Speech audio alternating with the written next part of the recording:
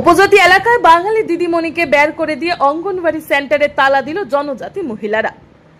নতুন নিয়োগপ্রাপ্ত দিদিমণিকে সেন্টার থেকে বের করে অঙ্গনওয়াড়ি সেন্টারে তালা ঝুলিয়ে দিল ক্ষুব্ধ গ্রামবাসী।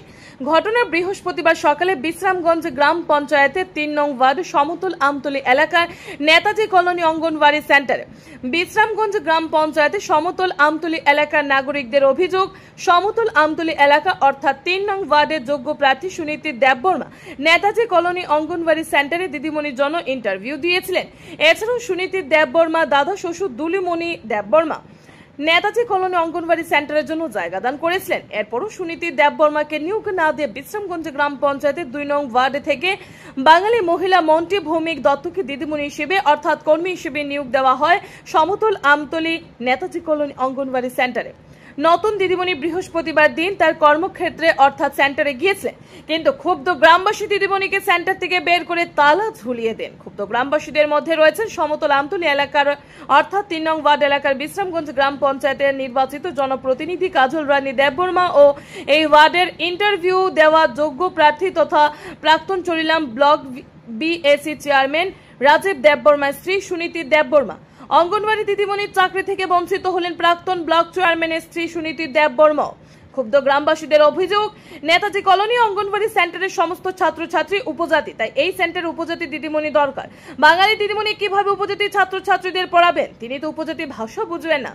তাছাড়াও তিনি এই অঙ্গনওয়াড়ি সেন্টারের বাসিন্দা নন। এছাড়াও এই অঙ্গনওয়াড়ি সেন্টারের প্রাক্তন কর্মী তথা দিদিমণি নমিতা দেববর্মা উপস্থিত ছিলেন এবং 6 মাস আগে অবসরে গিয়েছেন। এসটি কোর্টে কিভাবে জেনারেল একজন প্রার্থীকে নির্বাচিত করা হলো? এই প্রশ্ন তুলে তারা সেন্টারে তালা ঝুলিয়ে দিয়েছে। সংবাদ মাধ্যমে তারা জানিয়েছে তারা কোনোভাবেই নেতাজি কলোনি অঙ্গনওয়াড়ি সেন্টারে জেনারেল প্রার্থী মন্টি ভৌমিক দত্তের নিয়োগ মেনে নেবেন না। যতদিন পর্যন্ত সুনীতি দেববর্মাকে নিয়োগ না দেওয়া হয় ততদিন পর্যন্ত তারা অঙ্গনওয়াড়ি সেন্টারে তালা খুলবেন না বলে সংবাদ মাধ্যমে হুমকি দিয়েছেন। Bureau report, R A. ধর্মনগর। দিদিমণি কথা আছে যে আমরা মানে না দিতা না, আমরা জায়গা মধ্যে আমরা ট্রাইবেল দিব নেতাজি কলোনি বলে বিশ্রামগঞ্জ সমতল আমতলী। এটা আমরা মানতো না। আজকে থেকে আসে বাঙালি সব ট্রাইবেল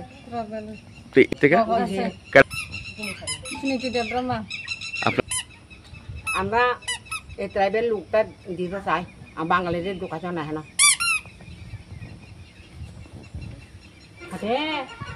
বাই করে দিছি। কারণ এটাকে আমরা 3 নম্বর ওয়ার্ডের ক্রমিক নিয়োগ করা হয়েছে না, 2 নম্বর ওয়ার্ডটা আয়া করছে।